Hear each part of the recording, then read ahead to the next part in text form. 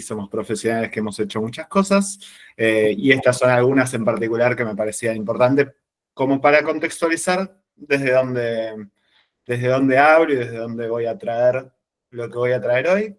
Quiero agradecerte mucho a Carolina, a vos por la invitación, a todo el board del chapter y a todo el chapter en general. La verdad es que es una retribución en sí misma el hecho de estar participando y de estar contribuyendo a un espacio que aporta y genera un montón de cosas que me parecen súper interesantes. He tenido la oportunidad de participar a veces en vivo y a veces en diferido, escuchando en los tiempos que podía las grabaciones de las clases sobre trastornos de la conducta alimentaria, sobre terapia analítico-funcional, sobre migración, sobre diferentes temáticas que me parece recontra importante que se aborden y recontra valioso que se difundan y se intercambien en un ámbito comunitario y abierto como este. Así que gracias por la invitación y gracias a todos y todas quienes están aquí participando y quienes están escuchando en sus diferentes modalidades. Quienes estén escuchando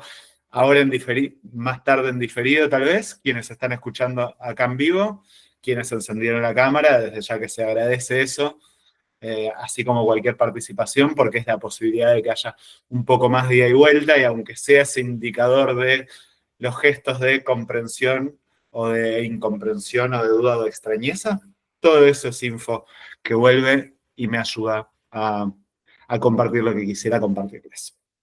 Dicho esto, y de la presentación, comento lo que voy a tratar de traer hoy, que tiene que ver con un modo de abordar el enojo cuando resulta problemático. Manejo efectivo del enojo es el título de esta presentación, de este encuentro, que tiene que ver con una experiencia que venimos desarrollando, principalmente parte de una experiencia que venimos desarrollando desde hace ya 6 años, con mi colega y amigo Julián Neumann, que lo menciono por aquí porque es un trabajo conjunto que venimos haciendo y que tiene que ver con una experiencia que llevamos en un grupo, en un taller, que después voy a mencionar brevemente cómo funciona ese taller, como para contextualizar, pero que también alimenta mi trabajo cotidiano clínico como terapeuta contextual, formado en ACT, en DBT y en otros modelos conductuales contextuales. Trabajo con mis pacientes teniendo presente esta perspectiva del enojo, sobre todo con aquellos que esa emoción se les presenta como problemática o que aparecen una serie de conductas que podrían conceptualizarse como vinculadas a la desregulación del enojo. El objetivo de esta charla, entonces, que de todo esto que voy a compartir, va a tener que ver con que las personas que pueden estar escuchándola y participando puedan llevarse algunas herramientas, por un lado, para trabajar con consultantes que presenten problemáticas en este área, y por otro lado, más allá de que quienes estén participando acá tengan o no, identifiquen que les resulta problemática la emoción o la manera de relacionarse con la emoción, me parece que puede traer herramientas personales, por lo menos me trae a mí cotidianamente herramientas para pensar cómo me relaciono con mi enojo y qué información valiosa me da y qué impulso valioso me da si es que puedo llevarlo de una manera habilidosa, lo cual es un aprendizaje constante y permanente. Entonces, para ubicarnos, el enojo, pensemos todos, ¿qué es el enojo? Que tenemos experiencia personal todos y todas, imagino, en relación a eso. Podemos ubicarlo como una emoción, un sistema de respuestas, por así decirlo, de modos de relacionarnos con el ambiente, que una emoción básica que cumple una serie de funciones importantes para nuestras vidas. ¿Qué significa? Es una emoción que nos da una cierta información. Nos da información de que algo está amenazado, algo representa un obstáculo para cosas importantes o cosas urgentes para nosotros. Nos da energía, motivación, fuerza y organiza nuestra conducta como toda emoción, en este caso, para impulsarnos a defendernos o incluso actuar agresivamente como para remover o superar un obstáculo que nos aleja de algo importante. O sea, nos da energía para defendernos y para buscar las cosas que queremos, nos da información acerca de ello y también comunica a las otras personas. Comunica a las otras personas. Pensemos qué es lo que puede comunicar. Límites. Puede comunicar que necesitamos que cedan, que dejen de hacer algo que nos resulta dañino o que nos bloquea algo importante. Vamos a ver que el enojo no es un problema en sí mismo, pero en ciertas condiciones el enojo y las acciones asociadas a él pueden generarnos problemas y dificultades. Es muy común que las personas que consultan particularmente, por ejemplo, en el taller de manejo efectivo del enojo que, que coordinamos, consultan porque sea por el contexto, los contextos en los que han aprendido a relacionarse con el enojo o por el modo que responden a la emoción, pueden tener muchos problemas en sus vínculos, pueden tener conductas agresivas que dañan a personas que son importantes para ellas, pueden tener conductas que les dañan a ellos mismos o que los aíslan de vínculos importantes o que les hacen perder oportunidades que valoran. Y el otro supuesto importante del abordaje de, terapéutico del enojo es que se pueden aprender habilidades para manejar el enojo, para manejar esta emoción de una manera efectiva en función de lo que valoramos. No necesitamos dejar de sentir o de experimentar o de atravesar el enojo, sino necesitamos aprender a lidiar con él de modos más efectivos. Si aparece alguna pregunta o comentario, yo veo pocas caras acá por el hecho de estar compartiendo pantalla. Si quieren desmutearse y preguntar, comentar, levantar la mano, lo que sea, o escribir en el chat, bienvenido sea. ¿Hasta acá alguna pregunta?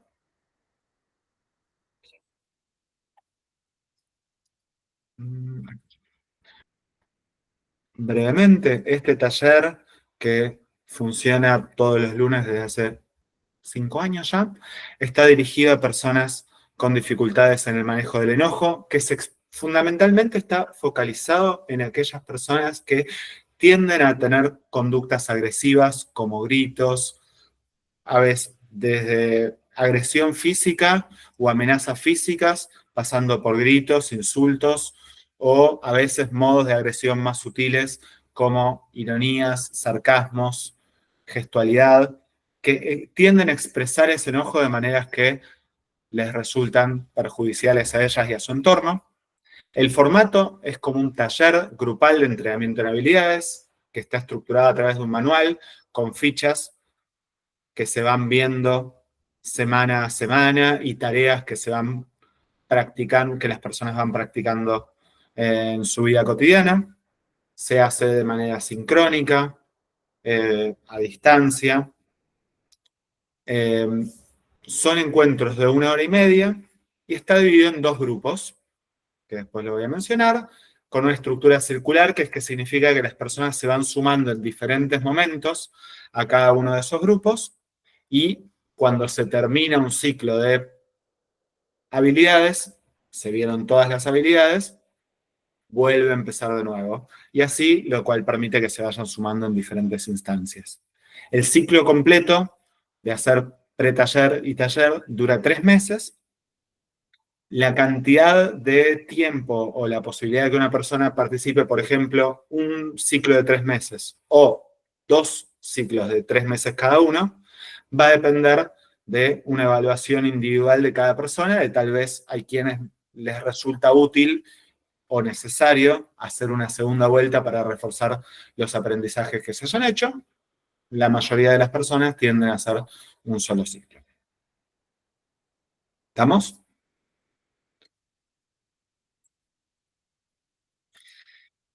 Para armar este taller hemos hecho en la previa, además de nuestra experiencia clínica, nuestra formación como terapeutas DBT, que nos hemos encontrado el enojo frecuentemente en la clínica, trabajando con personas con trastorno límite de la personalidad o desregulación emocional. En la investigación bibliográfica ubicamos una serie de factores comunes que se presentan en diversos tratamientos basados en la evidencia. Algunos elementos que resultan terapéuticos en sí mismos. Por un lado, aumentar la percepción del enojo, el que las personas puedan notar la experiencia de enojo, no solamente cuando están levantando la voz, gritando o actuándolo, sino cuando lo van percibiendo, que puedan notar en el cuerpo o a través de los pensamientos que aparecen o a través de los impulsos que están sintiendo esta emoción. Otro componente es la reducción de la activación fisiológica que produce el enojo. Los tratamientos tienen diferentes estrategias, por ejemplo, la respiración diafragmática o la relajación muscular progresiva, como para reducir esta activación. El control de estímulos, como un modo de anticipar las situaciones que generan enojo y poder tomar distancia en los casos que eso sea posible de esos estímulos que generan enojo. No ir al almuerzo con mi padre después de las elecciones. No después de estas, después de otras, no importa. Como por ejemplo, como manera opuesta dialécticamente también, exposición con interrupción de respuesta, poder exponerme a estímulos que puedan llegar a generarme cierto enojo, cierto malestar, observar el impulso y poder interrumpir esa respuesta o flexibilizar esa respuesta. Hay, de hecho, así como lo podemos ubicar, clásicamente lo tendemos a pensar en el miedo, la exposición a estímulos que nos generan miedo sin escapar ni evitar, también podemos exponernos y acercarnos a estímulos que nos generan enojo sin apretar los dientes, agredir, levantar la voz, y eso puede representar una práctica de exposición. La modificación cognitiva, como un modo de cambiar determinados patrones de pensamientos, o por lo menos de observar y tomar distancia de determinados patrones de pensamiento, y el entrenamiento en habilidades sociales y asertividad, lo cual es muy relevante porque muchas veces podemos conceptualizar el enojo, de hecho es una parte muy central de nuestra conceptualización, que el enojo suele ser en muchísimas ocasiones intentos muy inefectivos de plantear límites válidos, de apuntar a objetivos y a deseos que puedan ser importantes y válidos para la persona. Entonces, no nos alcanza con que la persona pueda dejar de agredir o dejar de actuar los impulsos del enojo, sino ayudamos, y si no logramos cada uno de nosotros, a expresar lo que sentimos o lo que necesitamos de una forma más efectiva, a organizar nuestras conductas para cuidar lo que es importante y para resolver los problemas que nos generan enojo.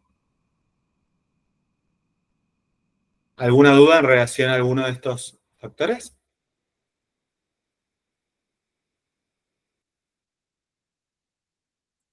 Todo esto lo hemos organizado en una serie de objetivos específicos que podría decirse que son los que están abajo de todo y que los dividimos en dos grandes objetivos intermedios, por así decirlo. Como decíamos, arrancamos primero con que las personas puedan entender su experiencia, motivarse o identificar y clarificar sus motivaciones para generar cambios y entender qué es lo que hace que les resulte difícil y reducir las conductas agresivas, lograr notar, conocer su experiencia de enojo y lograr evitar o prevenir las conductas que muchas veces resultan muy dañinas y problemáticas para su vida cotidiana. Como decíamos, no nos vamos a quedar en eso, sino que vamos a también en una segunda instancia de taller abordar los problemas en forma efectiva, que eso va a implicar una serie de cuestiones que después vamos a detallar un poco más, pero que justamente va a apuntar globalmente a que si a mí me enoja eh, la manera en que están distribuidas las tareas en mi casa, la, mm, mis condiciones laborales, mm, el modo de intercambio que tenemos con mi pareja o con algunas personas de mi familia ampliada, no va a alcanzar con que deje de agredir o explotar con enojo o retirarme o actuar pasivo-agresivamente, sino que también va a ser necesario que pueda identificar bien qué es lo que quiero y dirigirme a acciones efectivas, aceptando lo que necesito aceptar y cambiando lo que puedo cambiar. Entonces, el objetivo general es aprender habilidades que nos permitan utilizar la energía e información que el enojo nos brinda para actuar de forma efectiva en función de nuestras metas y valores. Ese podría ser el eslogan. Resuman cada una como quiera, pero me parece un mensaje que es útil tener. Ok, el enojo me da energía, me da información. Lo que necesito es conducirlo efectivamente para lo que necesito. No dejar de enojarme ni suprimir el enojo. O en el lado opuesto, darle rienda suelta y hacer lo que el enojo me diga en el momento en que me lo diga. Y entonces, estos primeros 4 pasos que ahora vamos a detallar van a tener que ver con ayudar a las personas a orientarse o psicoeducarse en relación a qué es lo que resulta problemático de la experiencia de enojo y comprometerse un cambio, conocer la propia experiencia, reducir los factores de vulnerabilidad que hacen que continuamente me encuentre con estímulos y situaciones que me están enojando permanentemente y que me tienen irritable, y tener un plan de crisis o registrar en qué momentos necesito usar habilidades para reducir la activación y para evitar hacer cosas de las que después me puedo arrepentir. La orientación implica todos estos elementos, los voy a dejar acá porque no los voy a leer ahora, sino que esto queda como una visión global de ello, para que después vamos a ver elemento por elemento a continuación. Primero vamos a ver, como mencionamos antes, identificar que el enojo es una emoción que tiene una serie de funciones y poder entender y valorar esas funciones. Diferenciar el enojo como una emoción de la conducta agresiva. Una persona puede enojarse y no actuar de manera agresiva. Y una persona puede agredir sin necesariamente estar sintiendo enojo. También es diferente la experiencia de irritabilidad como una vulnerabilidad, como una mayor sensibilidad a los problemas que persiste a lo largo del tiempo y que puede durar horas o incluso días. El enojo es una emoción que aparece y baja, que después podemos realimentarla y puede resurgir, pero las emociones son como curvas que duran minutos, a menos que le estemos realimentando y reconduciendo y reproduciendo continuamente. La irritabilidad tiende a ser un estado de mayor vulnerabilidad, que muchas veces se trata de un modo distinto a la explosión del enojo, particularmente, o la emoción cuando surge. El enojo puede estar justificado en función de que algo importante para nosotros está bloqueado o obstaculizado, de que nosotros o alguien que nos importa está siendo amenazado o dañado, y está justificado en la medida en que aquella afrenta sea realmente intensa, aquello bloqueado sea realmente importante. Y en este punto hay una serie de trampas que nos pone el enojo que me parece súper útil identificarla desde el inicio. Piensen cuando el enojo resulta efectivo. Cuando el impulso del enojo resulta naturalmente efectivo. Si alguien nos está agrediendo, explícitamente, nos está amenazando, el enojo nos permite, y no tenemos manera de eludir tal vez esa agresión, nos permite defendernos, nos permite eh, hacernos más fuertes o más amenazantes y entonces poner un límite. Si hay algo muy peligroso que está ocurriendo, muy urgente, nos puede ayudar a actuar rápido. Pero la mayoría de las veces cuando nos enojamos y cuando tenemos problemas con el enojo, no es que nos estamos enojando por algo urgente, como, no sé, alguien que queremos está por meter los dedos en el enchufe, o está por cruzar mal y no está mirando, o alguien nos está por acorralar y agredir, sino que tiende a surgir el enojo ante cuestiones que son importantes.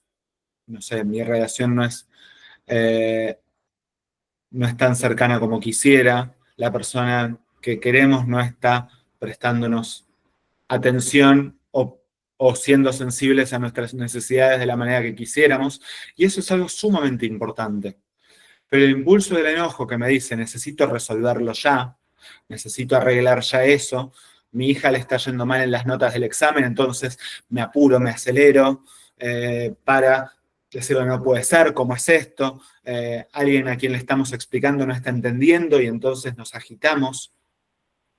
Eso habitualmente no es algo que podamos resolver poniéndole más fuerza y más velocidad. Es algo que necesitamos paciencia, que necesitamos tiempo, que necesitamos cuidar más que proteger o impulsarnos. Y en ese sentido es que el enojo es útil para cuestiones urgentes y nos puede señalar que algo es importante, pero esos impulsos no son los que nos van a ayudar a resolverlo. ¿Se entiende? Y por otro lado, algo que tiende a ocurrir es que, y es muy habitual, probablemente lo han escuchado de pacientes, pero ¿qué tengo que hacer? Bancármela, aceptar que, bancarme, resignarme a que esto va a ser así.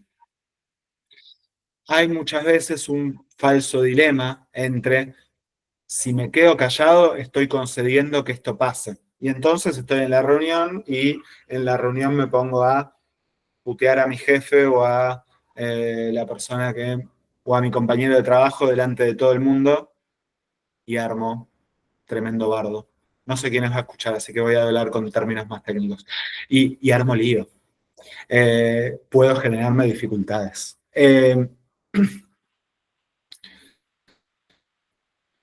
O por otro lado, no hago nada y acepto que las cosas en el trabajo se organicen de una manera inefectiva. Y entonces, cuando hay algo que me molesta de mi pareja, se lo digo de mala manera y sarcástico y juicioso. O si no, mejor no lo hablo porque sé que si lo hablo es para pelearme. Es lo que muchas veces pasa. Las personas tienden a, o lo digo de manera impulsiva, o ni lo hablo porque estoy acostumbrado a que hablar de cosas sensibles es pelearme. Y vamos a trabajar para que las personas puedan definitivamente hablar de aquellas cosas que son sensibles e importantes, pero de una manera efectiva. La dialéctica y el equilibrio y la efectividad siempre va a estar en una síntesis, en algún punto intermedio entre agredir o resignarme. ¿Y por qué algunas personas tienen particularmente problemas en regular el enojo?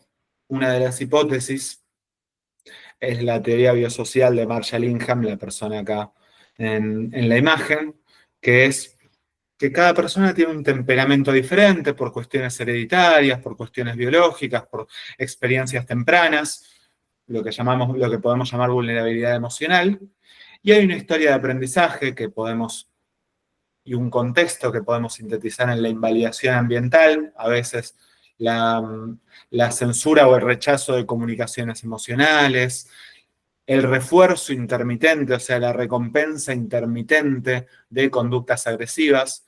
No me prestan atención ni me escuchan cuando pido algo y expreso tristeza, y me escuchan a cada tanto cuando grito, hago una escalada emocional, hago una pataleta o una conducta agresiva, o cuando genero miedo en las otras personas. En fin, un ambiente que genera aprendizajes disfuncionales o que no enseña habilidades para regular lo que siento, para regular mi enojo o para obtener lo que quiero de manera efectiva. Y una historia que persiste muchas veces hasta el presente de refuerzos inadecuados, por así decirlo. ¿A qué nos referimos con eso? Y ahí me voy a poner inclusive, voy a tratar de ser en esto un poquito menos explicativo y más concreto de qué es lo que le vamos a preguntar a las personas. Vamos a preguntarles cuáles son tus conductas y en qué contextos se dan estas conductas agresivas o estas conductas que te traen problemas. Cuando gritas, cuando actúas de manera pasivo-agresiva, cuando te vas de un portazo de la situación. Muchas veces las personas pueden ubicar el antecedente, en qué situaciones haces eso, pero algo que también es importante preguntarles es qué es lo que pasa inmediatamente después. No, más tarde, que es que mis relaciones se dañan, sí, también va a ser importante, pero también vamos a preguntar las consecuencias inmediatas que refuerzan o que, para decirlo coloquialmente, recompensan las conductas agresivas. ¿Qué es lo que hace el enojo por nosotros y las conductas agresivas? ¿Qué es lo que nos permiten? A veces nos permiten controlar a los demás a corto plazo. Logramos que las personas, cuando mi hijo está haciendo lío, gritando y yo le grito, tal vez deja de gritar en un principio, cede, obedece de otra manera. Cuando a mi pareja la miro mal porque me pregunta algo que no quiero que me pregunte, cede un poco o cuando le reprocho algo, empieza a hacerlo rápidamente. A veces el enojo funciona para controlar e influenciar a los demás a corto plazo o para que nos entiendan a riesgo de dañar nuestras relaciones, ¿no? Y ahí es cuando les pregunto qué es lo que pasa inmediatamente. Y muchas personas pueden ubicar, bueno, sí, esto me pasa. Las personas de repente me escuchan un poco más, o de repente me siento más entendido, o se callan y me escucha cuando le empiezo a hablar por encima. Por otro lado, también hay, a veces nos ayudan a regular o aliviar nuestras emociones.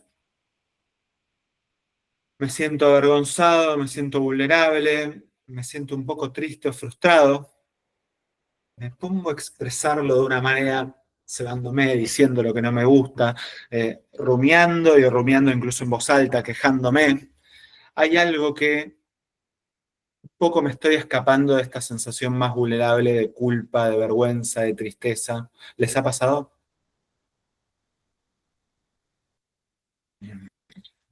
Me gustan los comentarios oscilan desde el sí a la risa de obvio, ¿qué me estás preguntando? Eh, una práctica, como me propuse explicar como todo en este tiempo, perdón que voy a ir un poco más rápido de lo que me gustaría, tal vez esto con un poco más de tiempo abriría un diálogo que sería lindo también, más extenso.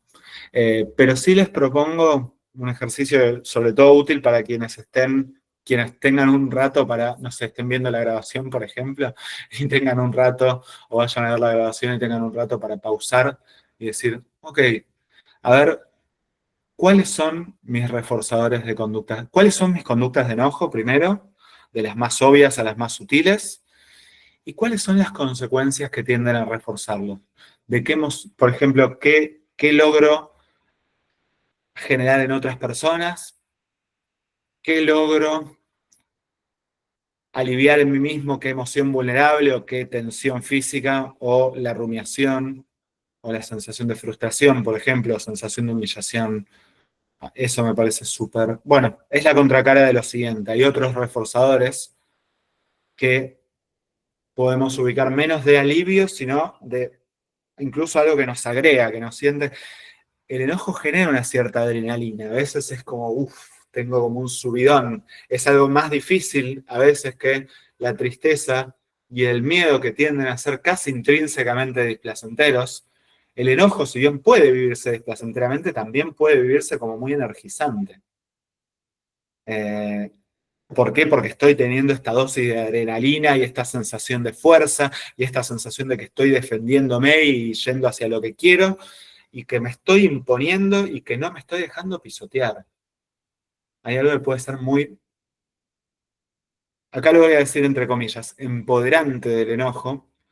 Lo voy a decir entre comillas porque muchas veces termina con una bajada posterior muy fuerte, sobre todo cuando viene de una desregulación y de conductas que después me arrepiento y que daño a personas que quiero. ¿Alguien identifica algunos de estos reforzadores en particular o algo que le haya llamado la atención y que se anime a compartir?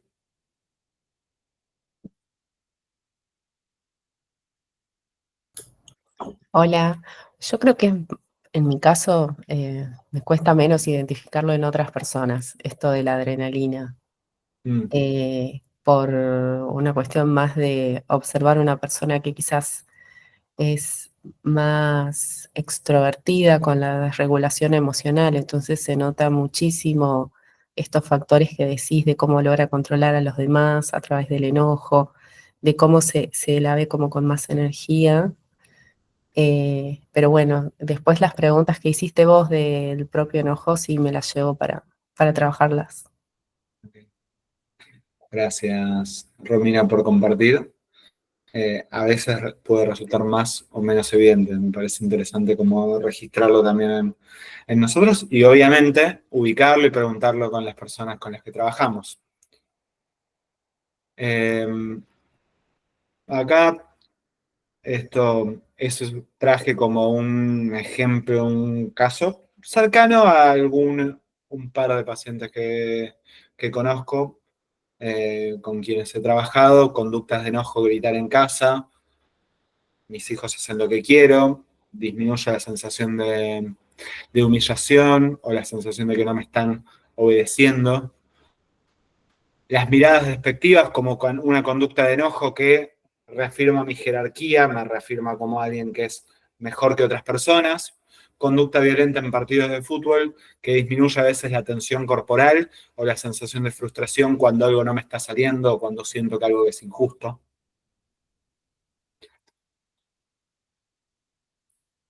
Y por otra parte, algo que proponemos trabajar, esto es una ficha que también se pueden llevar para trabajar ustedes o con otras personas, es hacer un mapeo de qué manera el enojo interfiere en diferentes aspectos de mi vida, que puede que interfiera en todos estos aspectos o en alguno de ellos. Por ejemplo, de qué manera daña mi familia, mi relación de pareja más tensa y distante, y cuando los hijos de esta persona, por ejemplo, no comparten sus problemas con él. En términos de desarrollo profesional, pierde oportunidades de crecimiento y vínculos con colegas y compañeros de trabajo. Y en recreación, dificulta la posibilidad de pasarla bien y de generar y de cuidar los vínculos con sus amistades. Entonces, apuntamos a que las personas puedan tener claro de qué manera interfiere, y a partir de eso también es como un paso previo a formular la propia motivación para el cambio, que eso es algo, por lo menos, tiendo a trabajarlo en cualquier terapia, no solo en personas con problemas de enojo, pero esto lo trabajamos en el grupo y lo trabajo con mis pacientes, identificar metas, cómo querrían que, si por ejemplo para esta persona en su familia ubica cierta distancia con su pareja y imposibilidad de comunicarse de una manera sincera con sus hijos, bueno, cuáles son, cómo quisiera que fueran las cosas en ese área, y para eso qué comportamientos necesitaría de disminuir y qué comportamientos necesitaría aumentar. Entonces, si esta persona quiere tener un mejor diálogo y quiere ser reconocido y respetado en su trabajo, por ejemplo, ubicar los gritos, las miradas despectivas, el sarcasmo, muy claramente 3 o 4 conductas que pueda monitorear y trabajar para reducir, y 3 o 4 comportamientos alternativos que a veces es más difícil de identificar para aumentar, que vayan más allá de, que puedan partir de frenar antes de actuar, pero que también puedan incluir expresar vulnerabilidad, encontrar modos de reducir la tensión corporal, sea a través de habilidades como la respiración diafragmática o lavarse la cara con agua fría o hacer ejercicio físico intenso, o aceptar, que es una conducta que se puede plantear así muy en términos generales en relación a algunas cosas, y después se puede practicar bien paso a paso. DBT nos da, DBT es terapia dialéctica conductual, nos da muchas herramientas para ello.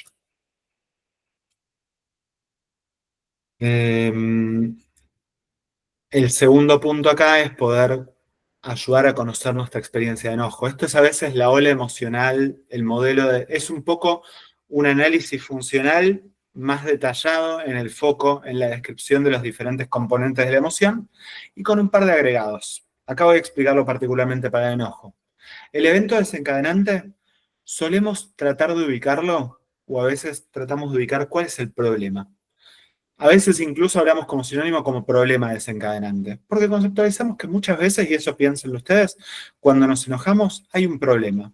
Tal vez en algunas ocasiones hay algo que necesitamos resolver, que queremos que sea diferente, que no nos gusta. Entonces, ¿cuál es el problema? En función de eso, ¿cuál es el malestar asociado al enojo? Lo más visible a veces es nuestra experiencia de enojo. Vamos a preguntar también cuál es el malestar que se asocia. A veces puede ser, además de tal vez cuando alguien me critica, siento enojo, pero también siento algo de vergüenza. Me siento un poco expuesto. Siento que, o bueno, esto es algo que a mí me suele ocurrir, siento culpa por ahí, porque de repente, ay, che, tal vez ahí me la mandé. Cuando me estás diciendo esto y tengo como un impulso de defenderme, en realidad lo que estoy sintiendo principalmente el malestar asociado es la culpa. Es lo que a veces llamamos como emoción primaria. Lo ampliamos un poco más porque a veces también es la sensación de humillación, la sensación de invalidación, de que se desconocen nuestras buenas razones para o no nos sentimos escuchados. Bueno, todo eso es importante identificarlo también. Es una sensación de mayor vulnerabilidad y a veces es más sutil y subyacente al enojo. ¿Qué es lo importante del problema? Cuando me enojo, muchas veces hay algo que me importa y queremos todo el tiempo que las personas puedan registrar qué es lo que es importante de esto. Mi hijo está con el celular en la mesa, bueno, ¿qué es lo importante de eso? Que tiene que portarse bien, que no se use el celular en la mesa. ¿Qué es lo importante? Que quiero compartir un rato, que quiero conocerlo, que quiero escuchar, que siento que estoy cada vez más alejado y que tener un vínculo, ok, es distinto decir, me enoja porque es un irrespetuoso, a decir, quiero poder compartir tiempo con mi hijo y que me escuche. Y escucharlo y conocerlo. ¿Se entiende? Pensamientos e interpretaciones, ubicamos algunos sesgos particulares del enojo, muchas veces los juicios y las valoraciones inclusive extremas, las asunciones sobre la intencionalidad o el foco en que las cosas la otra persona nos las está haciendo a nosotros.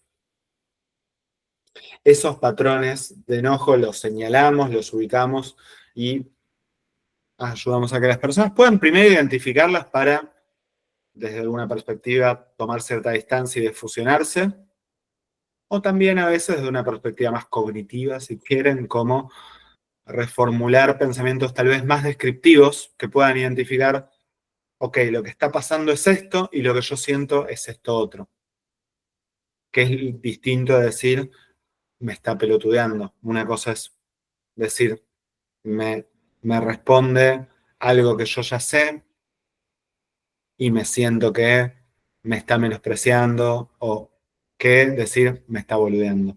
¿Se entiende? Las sensaciones físicas, piensen ustedes cuáles son las sensaciones cuando se tienden a enojar. ¿Alguien quiere mencionar rápidamente algunas de las sensaciones físicas? Bueno, voy yo. Yo tengo dos cosas. La fluctuación de la sangre a las manos, cuando es algo que siento que me tengo que defender, ¿no? Por ahí más ligado a reglas y demás. Y la otra es la sensación de hormigueo en las piernas, como que tengo que salir corriendo, ¿no? Lucha o huida potencialmente puesto en el cuerpo. Es como muy llamativo y siempre lo laburo para poder pensar esto de cuál es la opción que tengo, ¿no? De darme ese intervalo de tiempo luego, pero yo tengo esas dos como muy claras. No me parece tanto el freeze, sino más esto de lucha o huida. Perfecto. Gracias, Mayra, y también comparte Nair no poder hablar o bloquearse, la pesadez en la cabeza que comparte Celia. ¿Qué más? ¿Qué otras experiencias? Tensión muscular, el calor y el enrojecimiento, ahí comentan. También la taquicardia o el corazón que late, la respiración que se vuelve más agitada. Todas esas experiencias que son comunes al enojo y que recuerden que hablábamos de aumentar la percepción del enojo como una parte que nos permite tal vez ir identificándolo antes de actuar. Los impulsos de acción del enojo, que probablemente muchas veces tienen que ver con levantar la voz, con mirar de determinada manera, fruncir el ceño. Eso estoy hablando de tanto una sensación física como a veces de un impulso de acción. Hablar, interrumpir, moverse mucho. Bueno, María comentaba como esa tensión en las manos también muchas veces puede ir con el impulso de apretar, de golpear, de diferentes cuestiones. Las acciones, que obviamente las separamos de los impulsos de acción, porque podemos sentir impulsos, y de hecho probablemente parte del proceso terapéutico es poder sentir esos impulsos, todos estos impulsos que mencionábamos, por ejemplo, sin actuarlos. Y apuntamos también a identificar las consecuencias. Esto ya sale de lo que son los componentes de la emoción, pero y entra dentro de completar el análisis funcional de la conducta, por así decirlo, qué consecuencias reforzantes tiene, que es lo que hablábamos antes, y qué impacto tiene a largo plazo, que es también de lo que hablábamos con los problemas que el enojo trae a mi vida. Y esto lo vemos de dos maneras y lo podemos ver de dos maneras. Una, apuntando a que las personas puedan registrar episodios específicos de enojo. No voy a ir en detalle con este registro, solamente lo muestro, que es poder en un episodio específico de enojo, por ejemplo, este viernes, me pasó todo esto, tuve estos factores de... no mencioné los factores de vulnerabilidad antes. Bueno, los factores de vulnerabilidad son aquellas cosas que nos hacen más propensos a sentir el enojo y a dejarnos llevar por el enojo. A veces puede ser...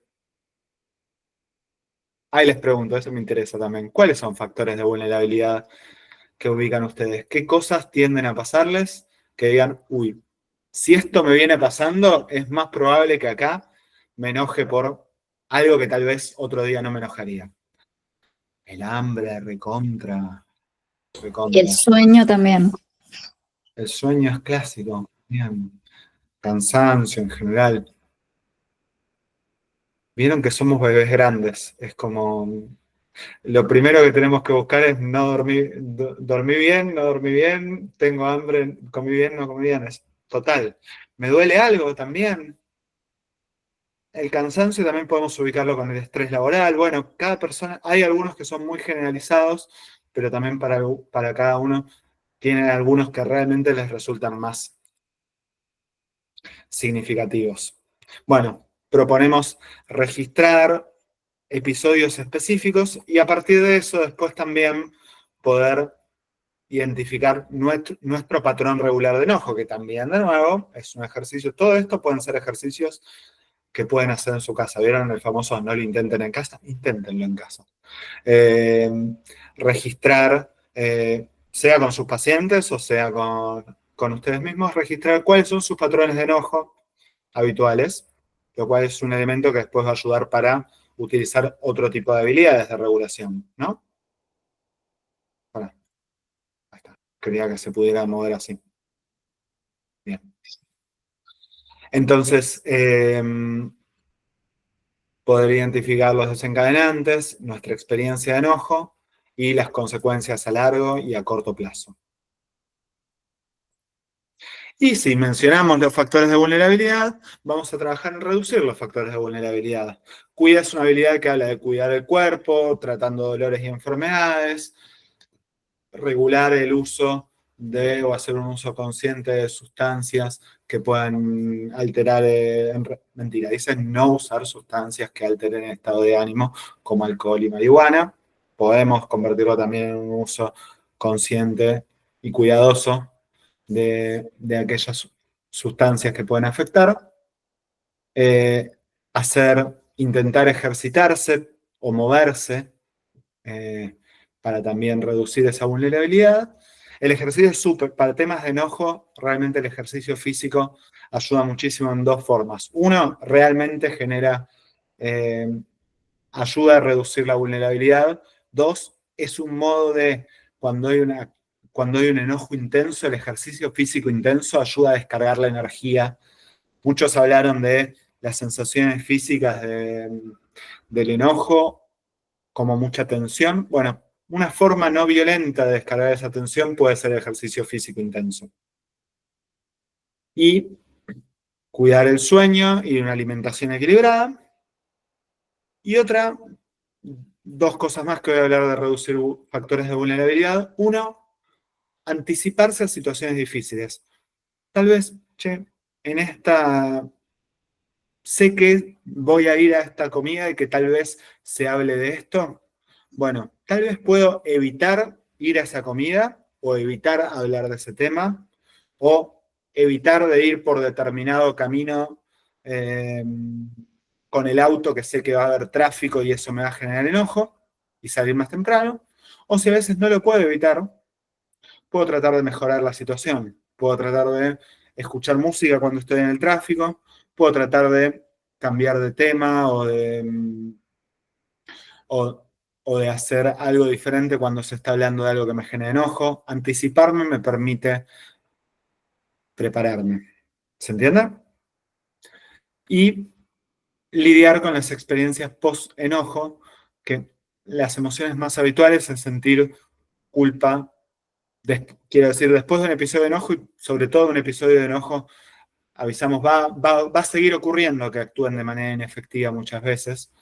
Y entonces necesitamos que cuando ocurra eso y aparezcan las emociones frecuentes como la culpa, la vergüenza y el autodesprecio, se pueda utilizar la información de la culpa para reparar el daño y corregir aquello que se hizo mal, que se permita hacer acción opuesta a la vergüenza, que es, en lugar de ocultarme o de negar lo que ocurrió, pensar en eso, trabajarlo, hablar de eso, hacer lo opuesto a lo que la vergüenza me dice, que es evitar, y hacer lo opuesto al autodesprecio, que es tratarse de una manera amable ante las fallas que tenemos. Daría para, bueno, cada una de estas cosas, de hecho, cada una de estas cosas las trabajamos 1 hora y media. Preferí como contarlo todo a riesgo de ir un poco rápido. De nuevo, antes de terminar y de pasar a trabajar en una etapa posterior de cómo resolver los problemas, va a ser urgente tener un plan para las crisis que incluye dos cosas básicamente. Ahí es muy sofisticado o es muy detallado, pero en realidad con mis pacientes en terapia individual tiendo a hacerlo más sencillo, como saber cuándo parar y saber qué hacer. Entonces, saber cuándo parar es cuáles son los signos de que estoy por mandármela, por así decirlo, cuáles son los signos más sutiles. Las personas tienden a tener la experiencia de que pasan de 0 a 100, y es que en muchos casos es que no se dan cuenta de cuando están en un enojo de nivel 3, 4. Y entonces, ubicar estos signos más sutiles del enojo, empiezo a mover las manos, a estar un poco más inquieto, a hacer un gesto más. Ahí les pregunto a ustedes, ¿cuáles son los signos más sutiles que puedan ubicar cuando se están por enojar? Y voy a preguntar otra cosa más. Signos sutiles en ustedes mismos y también signos en la situación. Esto es recontra importante para las personas ubicar, bueno, cuando me miran de determinada manera o cuando la otra persona se está callando, me doy cuenta de que, ok, es un momento de parar. Ustedes cuando lo notan, quienes quieran escribirlo, decirlo en voz alta.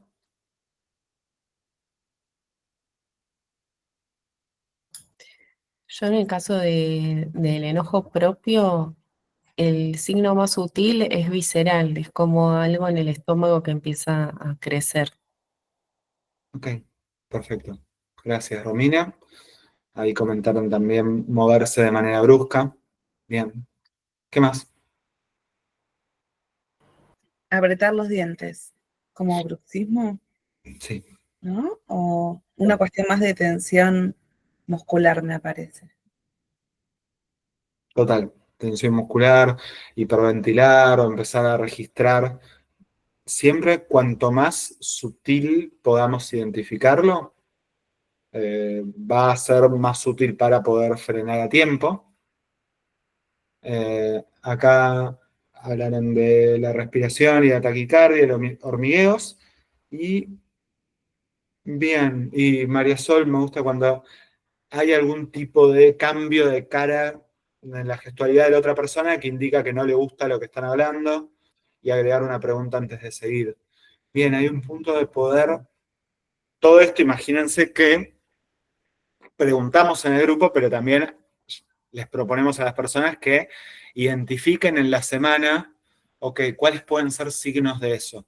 Y eso ayuda a que deliberadamente la persona cuando empieza a aparecer algo de ese enojo, empieza a registrar, a rastrear, a prestar atención. Y eso genera un cambio, un espacio entre estímulo y respuesta. La frase medio conocida, cliché, pero me gusta como en ese espacio entre estímulo y respuesta está la libertad en algún punto de ver de qué manera responder. Y después de eso, además de darle indicación en los primeros tiempos de parar y retirarse, la típica de stop, siempre doy el ejemplo para quienes han visto How I Met Your Mother, una serie, una pareja, Marshall y Lily, tenían una cosa de decir pausa. Así en medio, y se tenían que respetar esas pausas. Estaban discutiendo, gritándose, no sé qué, pausa, y hablan de otra cosa, y etcétera. Y después sacamos pausa y seguían discutiendo. Me pareció un modo muy gráfico que muchas veces lo menciono, porque de hecho también es una indicación muchas veces en terapia de pareja, permitirse el tiempo fuera, clarificarlo de antemano también, ¿no? Prepararse para ello. Y después saber qué hacer. Poder cambiar las sensaciones físicas asociadas al enojo y practicamos en el grupo o en sesión individual agarrar hielos fuerte como una manera de reducir la temperatura física, poder hacer tensionar y aflojar los músculos, respirar diafragmáticamente. Y cuando la otra reacción habitual es la reacción mental de rumiar y pensar y volver una y otra vez al problema, tener estrategias de distracción. Y el plan de crisis también ubica, ok, ¿con qué te vas a distraer? ¿Qué tipo de música vas a escuchar concretamente? ¿Qué playlist? ¿Qué jueguito del celular? ¿Qué serie? ¿Qué salir a caminar? ¿Qué lo que sea que pueda ayudar? Y cuando la activación, cuando ya tal vez la activación no es tan intensa, vamos a mencionar, a ver cómo estamos. Sí. Acá hay un ejemplo de estos indicadores de saber cuándo parar. A veces el silencio o el tono de voz irónico o la sonrisa burlona puede ser un primer signo, por ejemplo. Y después de estas habilidades de cambiar, de reducir la activación física y de distraer la rumiación, también tenemos conciencia plena de la emoción y acción opuesta. Que esto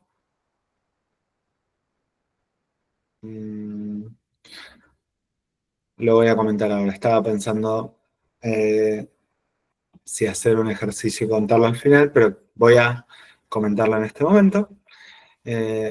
Conciencia plena es hacer el ejercicio de conciencia plena, obviamente es mindfulness y va mucho más allá de esto. Acá nos referimos particularmente a conciencia plena del enojo. Regular la emoción podría resumirse a veces a etiquetar la emoción, estoy sintiendo enojo, nombrar cuánto estoy sintiendo de 1 a 10, identificar cuáles son las sensaciones del cuerpo, placenteras, no placenteras, neutrales, observar cuál es el impulso de la emoción, escanear mi cuerpo y nombrar mentalmente o en voz alta, también puede ser, cuáles son estos signos del enojo que estoy sintiendo en el momento presente. Y acción opuesta, esto no lo podemos hacer en un enojo de intensidad 9, ¿no? En un enojo de intensidad 9, por ahí lo que necesitamos es pausa, retirarnos de la situación, distraernos, lavarnos la cara, respirar. Acá es con un enojo de intensidad un poco más leve. Y cuando el impulso del enojo no sea efectivo, o tal vez no esté justificado del todo por la situación, poder hacer acción opuesta que eso. Ahí les voy a preguntar, ¿cuáles son los impulsos de acción clásicos del enojo? O los impulsos de acción, mejor pregunto, que ustedes tienen en el enojo. Bien, atacar, gritar, levantar la voz. ¿Qué más? Más sutiles, todos esos me gustan. Quedarme callada. La ironía. Bien, hablar de manera sarcástica o irónica, ignorar. Bien. Y teniendo presente eso, ¿cuál podría ser acción opuesta al enojo? Acción opuesta es la lógica de regulación emocional, que no vamos a suprimir la emoción, sino vamos a reconociendo y etiquetando la emoción que estamos sintiendo y dándole un lugar, vamos a actuar de una manera que empiece a modificar la experiencia de la emoción. Típicamente con el miedo, afrontar algo que nos da miedo y no solo afrontarlo, sino afrontarlo con la mirada en alto, si sentimos vergüenza, y lo cambio. La vergüenza no es solo hablar, sino hablar en un tono seguro, firme, claro, mirando a los ojos de las personas con las que estoy hablando. Si son muchas personas, no puedo mirar a todos a los ojos, pero si a una, miro a los ojos. En el enojo, ¿cuál sería acción opuesta? Teniendo en cuenta los impulsos que mencionaron. ¿Digo? Sí. Sí. Y pasa que me doy cuenta que empiezo a acelerar el tono de voz, aparte de Mm. moverme mucho, ¿no? Pero empiezo a levantar el tono de voz y aparte a hablar mucho más rápido de lo que suelo hablar. Entonces, lo primero que sé que tengo que hacer es frenar, seguir hablando en un tono de voz bajo, marcarle al otro si está subiendo la voz. Eso me ayuda a mí también a mantener ese tono de voz y que la otra persona me da bola, que es mi pareja, si no ya sería más difícil, y moverme mucho más lento. En vez de levantarme, quedarme sentada, que suelo levantarme, ¿viste? Como ocupar todo el espacio. Me obligo a quedarme sentada. Eso. Genial, Valentina. Genial, creo que es en general lo que más utilizo yo y lo primero que trabajamos en general y lo que tiende a resultar como más efectivo. Bajar el ritmo y la intensidad de los movimientos y de la voz. Y ahí mencionan todos los recursos, la terapia polivagal, lo que se llama la regulación del nervio vago, activar el sistema de calma, todo va bastante vinculado con eso. Hablar y moverse de una manera más suave. Si nuestro impulso es enfrentar, lógicamente puede ser evitar suavemente. A un nivel más, después de todo esto, un nivel un poco más sofisticado podría ser, en lugar de juzgar y centrarse en todo lo que hizo la otra persona, podría ser imaginar la perspectiva de la otra persona. No es por lo que vamos a arrancar, pero sí es algo que en general en el grupo nos tomamos un ejercicio de 15 minutos o 20 minutos para imaginar una situación que sienten enojo, visualizarla, empezar a alimentar un poquito los impulsos del enojo, tanto físicos como tensionar los brazos, las manos, y mentales, como pensar cómo puede ser, esta persona no debería estar haciendo eso, esto es injusto, y todas las etiquetas que nos aparecen. Después practicar, aflojar primero el cuerpo, respirar, el ritmo, y después, recién después, empezar a pensar si podemos imaginar la perspectiva de la otra persona, si podemos imaginar buenas intenciones o limitaciones. A veces no es necesario pensar que el otro está haciendo lo mejor que puede. Tal vez es suficiente con pensar se equivocó, a diferencia de pensar me está queriendo cagar, que es lo más frecuente. Me está queriendo molestar para hacer la traducción a Latinoamérica. No, igual cagar también se debe utilizar en otro.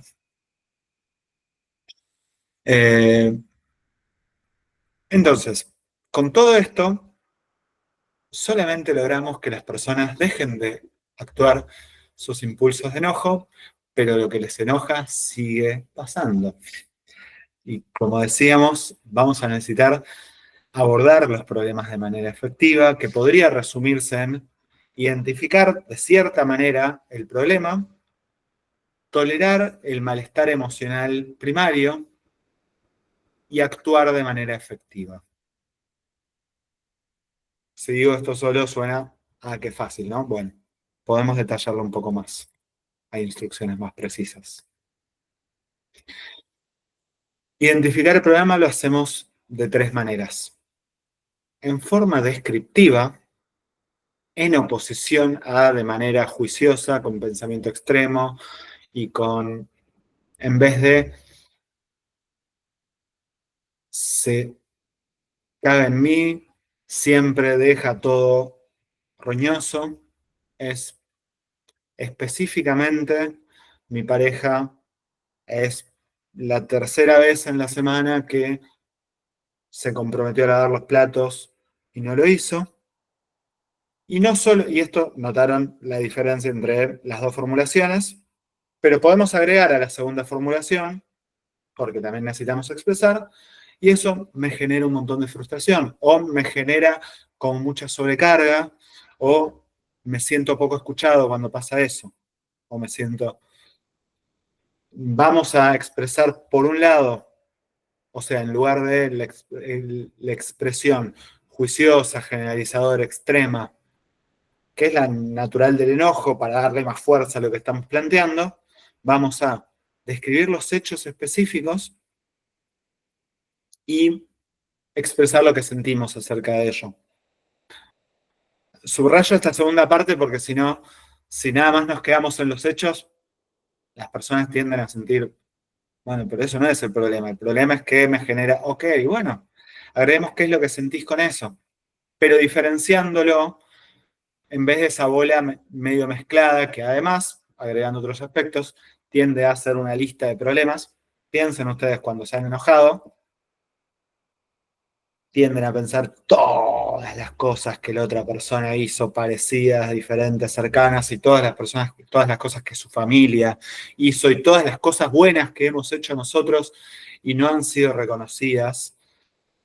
Entonces, vamos a ubicar, no es que lo otro no sea importante, pero no vamos a poder resolver si tratamos de resolver todo junto. Vamos a tratar de ir un problema a la vez.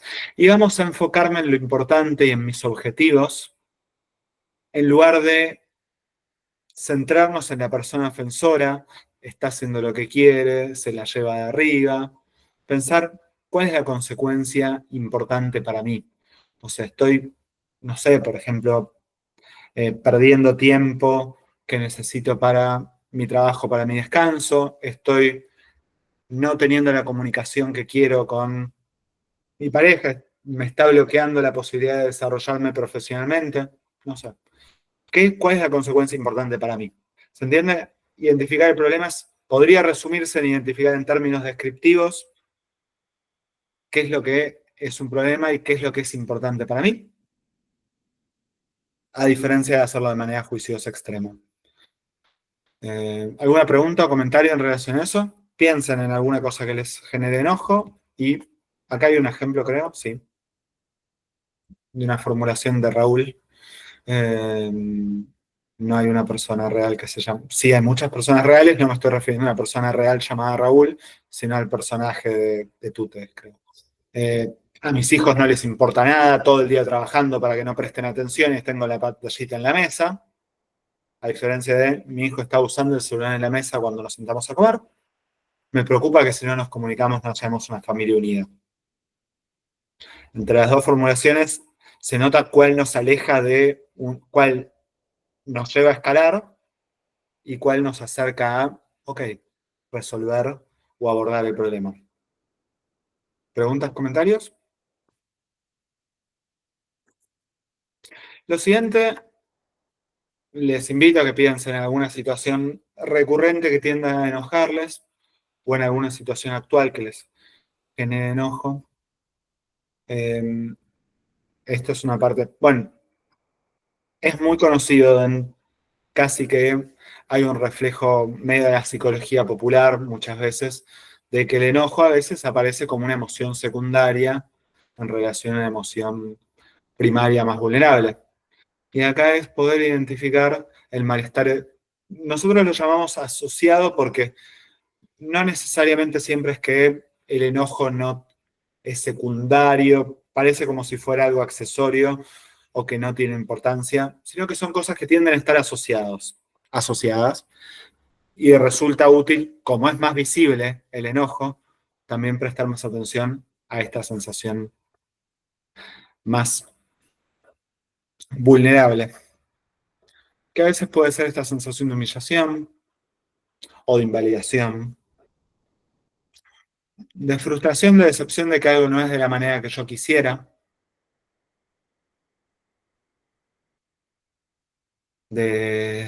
asociado a eso la tristeza, el miedo muchas veces en los celos aparece como el miedo o en el enojo que se expresa a través de las conductas de control, muchas veces aparece miedo. Yo repito que con la culpa y la vergüenza es algo que creo que en la mayoría de mis situaciones de enojo aparece asociado a cierta culpa o vergüenza, de sentirme expuesto en alguna situación, de sentir que no hago tal cosa lo suficientemente bien y cuando alguien por ahí me quiere corregir de una manera que resulta efectiva y podría resultarme útil, o a veces no tanto, pero la reacción muchas veces está alimentada por la evitación, voy a decirlo, no está alimentada por la vergüenza y la culpa solamente, sino por la evitación de la culpa y la vergüenza. Y entonces, identificar ese malestar emocional, primero les pregunto, ¿identifican ustedes con qué sensación puede ser alguna de estas o puede ser alguna otra? ¿Con qué sensación más vulnerable tiende a asociarse su enojo?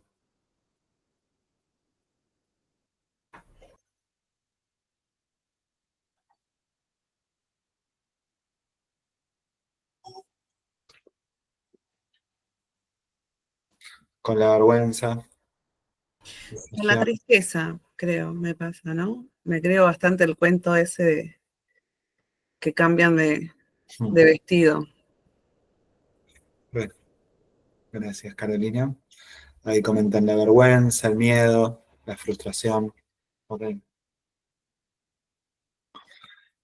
Y algo que es valioso de identificarlo, la impotencia, podría agregarse como de las más habituales. En el manual en general también las vamos listando, también para que las personas puedan decir, ok, esto sí, esto no, y vamos dando ejemplos.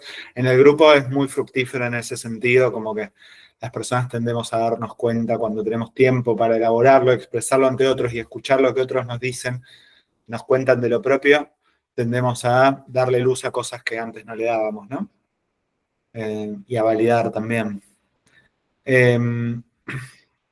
Cuando lo identificamos, no solo es una información valiosa para, bueno, en un ratito hablo de expresar el enojo asertivamente, sino que también podemos practicar esta habilidad que llamamos aprender a perder, que tiene que ver con exponerse. En realidad es una práctica de exposición, pero parte un poquito de que cuando nos enojamos habitualmente es que estamos siendo medio malos perdedores a veces, que nos resulta difícil reconocer tal vez errores o que algo tal vez no va a ser como queremos, y entonces fomentamos esta práctica de involucrarse voluntaria y conscientemente, o sea, también ubicando, valorando riesgos y exponiéndose en la medida en que uno esté dispuesto a hacerlo, en situaciones que implican perder, entre comillas. Puede ser jugar un juego que tal vez pierda y aceptar el perder sin quejarme, protestar, reconociendo los méritos de la otra persona, el mantener una discusión y observar y dar un punto, dar la razón en algún aspecto, o reconocer la perspectiva de la otra persona. Me intriga, no sé si querés aclarar, sea desmuteándote o escribiendo. Por ahí no entendía qué quisiste decir con Nair con lo de es una gran negociación. Eh, si querés comentar, si no. Pero practicar esto de a veces ceder un derecho en la vía pública, si alguien se va colando en la fila o va pasando por el auto donde capaz que no daba, bueno, ceder y qué hacer, observar y aceptar las sensaciones de malestar. Ok, perfecto, como lo del juego, sí, total. Jugar un juego, muchas veces aceptar las cartas que me toca, aceptar cómo sale el juego y observar y aceptar las sensaciones, ahí dice sanciones, quisimos decir sensaciones de malestar, sin reaccionar a eso y darle lugar. ¿Por qué? No se trata de sentirnos mal a propósito, de resignarlos o de ceder siempre, sino de que si vamos a responder desde el ser alérgicos a esta sensación de vergüenza o esta sensación de malestar, vamos a chocarnos continuamente con la pared. Entonces vamos a registrarlo y después de eso podemos elegir. Si podemos estar con eso, después tal vez podemos, hablando mal y pronto, mandarle a la mierda a la otra persona, para decirlo así. Podemos decirle a la otra persona, che, no me gustó nada, cortar el vínculo, decirle todas las cosas con todas las letras, pero que sea una elección consciente, basada en nuestros valores y en nuestras metas, e informada por nuestra emoción y no el impulso crudo de no quiero sentir vergüenza, culpa, miedo, tristeza, y entonces vomito lo que siento con las consecuencias que eso muchas veces puede tener. Sí, involucra, Ariel habla con que le resuena con hacer acción opuesta, es recontra, es exponerse, es hacer acción opuesta, en este caso tanto al enojo como a la vergüenza muchas veces, o por lo menos sobre todo al impulso de omitir o de suprimir la emoción. Avanzo un poquito con lo siguiente, después dejo unos minutitos para preguntas. Actuar de forma efectiva, y se vincula con esto que mencionábamos, podría ser que a partir de los problemas desencadenantes, nuestra respuesta sea cada vez menos responder de manera urgente para sacarme de encima este malestar, este miedo, este enojo, esta urgencia, esta frustración, esta sensación de humillación, y cada vez más guiada por cuidar las metas que son importantes. Y eso podría involucrar tres cosas en resumen, o lo resumimos un poquito nosotros en aceptación, porque por un lado necesitamos aceptar que el problema existe y que la realidad es la que es, para partir de eso, modificarla, resolver el problema o comprometerme a cambiar aquello que es importante para mí. Y dentro de ello, habilidades de asertividad o de expresar de manera efectiva el enojo. Aceptar en términos concretos, a veces es describir los hechos sin juzgar. Aceptar con el cuerpo es de relajar la cara y el cuerpo y todo. Hay personas que... Voy a alguna vez recomendar algún video específico porque he visto muchas personas que guían muy bien y modelan bien este ejercicio a veces en redes sociales, de media sonrisa, y que es un ejercicio que lo hacemos siempre en el grupo, lo hago siempre con mis pacientes. Y sobre todo imaginarme, si acepto que esto es como es, ¿qué es lo que haría si lo pudiera aceptar? Y actuar así, observando lo que siento y permitirme experimentar desilusión, tristeza o miedo. A esto nos referimos con aceptación. Por supuesto, si trabajamos de identificar el problema, ahora un segundo paso es, algo, por ejemplo, que invitamos también, tal vez hayan notado que en el registro de episodios de enojo, o sea, cada vez que empezamos, desde el principio de una terapia individual o del grupo, les proponemos que registren todos los episodios de enojo. Algo que les proponemos que registren, y que al principio resulta rarísimo, es ¿qué hay de importante en este problema? ¿Por qué? Porque que cada vez que me enojo, tomar nota de, ok, ¿hay esto que es importante? ¿Por qué ayuda? Vieron que hablábamos de que nos solemos mover entre la agresividad y la resignación. Bueno, si me anoto esto, después en un momento que no estoy enojado, me voy a ocupar de esto que es importante. Y entonces voy a ubicar una meta o acciones a trabajar, voy a dividirla en pasos y voy a dar un primer paso. Este es un ejemplo para esta persona que se enojaba porque el hijo estaba con el celular en la mesa muchas veces. Bueno, pasar tiempo de calidad juntos. Tal vez lo importante no era que no use el hijo el celular en ese momento, o sí o no, pero una meta más general es hacer algo que sea interesante y que puedan compartir, por ejemplo, y planificar primeros pasos. No ocuparse nada más de tener una buena comunicación cagando a pedos al hijo en la cena, sino poder pensar ideas con la pareja que puedan hacer juntos con los hijos, proponérselo a los hijos, agendarlo y darse un espacio y un tiempo para eso, y dar el primer paso.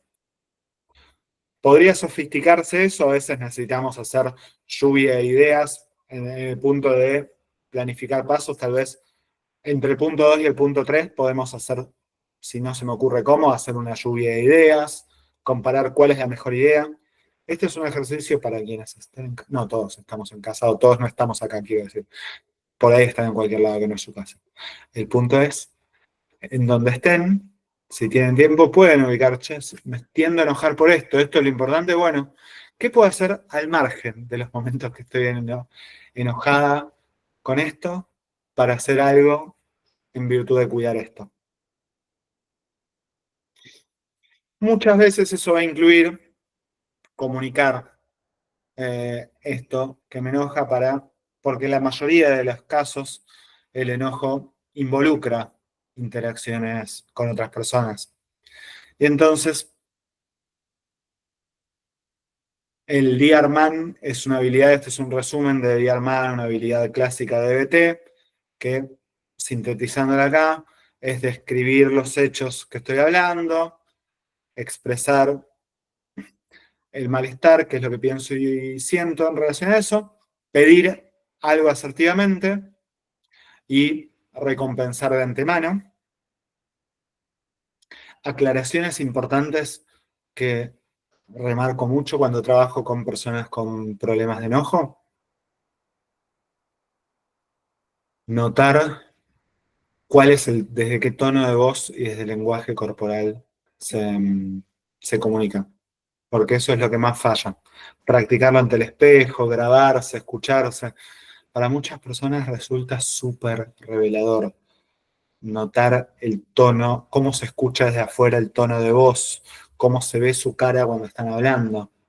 Filmarse incluso, a veces hasta un poco, es un ejercicio de exposición para alguien que, vieron que probablemente ustedes también conocen esas personas que a veces parece que siempre hablan como enojadas y, y uno no, y probablemente no se den cuenta, porque también es medio un hábito de hablar de determinada manera. Notar eso genera un cambio re fuerte.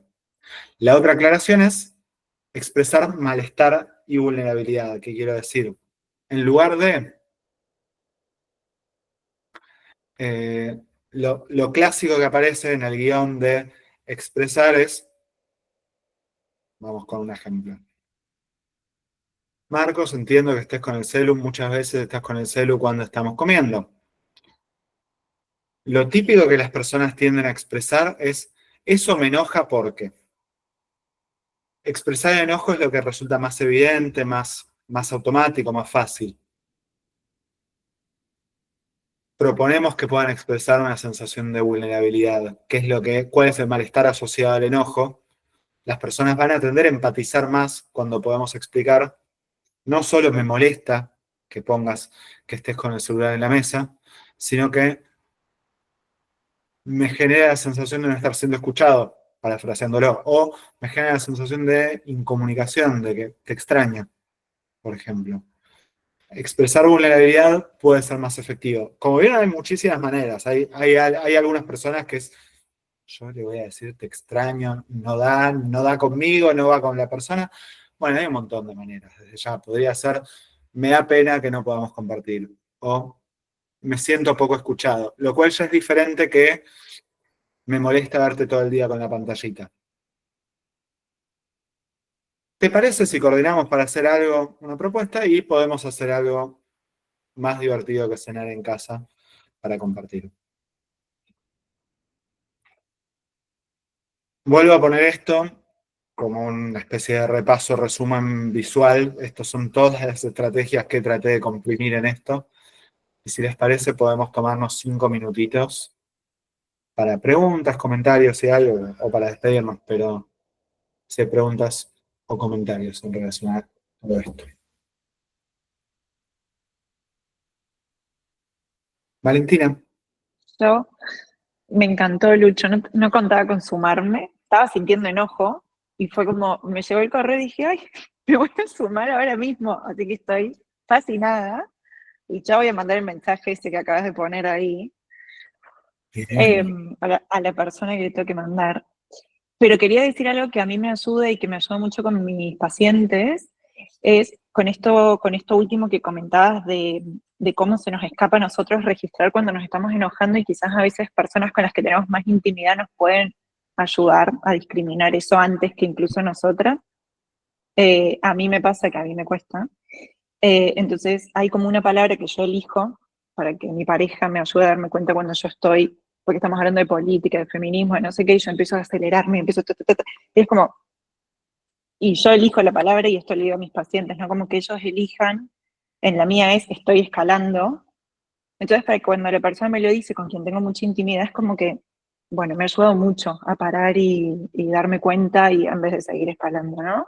Entonces, bueno, hay personas que han dicho zapallo, estoy pensando en alguien que era como, no quiero ninguna de esas, pero con zapallo me sirve, como bueno, y ayuda un poco en eso, en moldear, así que está bárbaro. Gracias, me encantó. Buenísimo, me alegro. Gracias por compartir tu experiencia y muy valioso ese aporte. Realmente es una estrategia que resulta súper útil y que muchas veces lo hacemos ok, ¿qué otras personas nos puedan decir tanto para registrar cuando las personas no lo tienen muy claro, como para cuando hay confianza y cuando uno sabe que va a estar dispuesto a eso, que la otra persona le comunique? Y lo de una palabra clave no lo usamos tanto y me parece súper, súper valioso. Gracias, Valentina. Gracias a todas las personas que están compartiendo y comentando en el chat. Tenéis muchas flores. Sí, estuvimos un promedio bastante alto de personas, así que interesante usted y el taller además, Lucho, de este espacio gratuito que nos has dado. Sí nos gustaría que nos cuentes que, vamos a dejar de grabar esta parte. ¿Sí? Quizás que nos cuentes esto, ¿no? De, bueno, ¿qué estás haciendo? Te vi en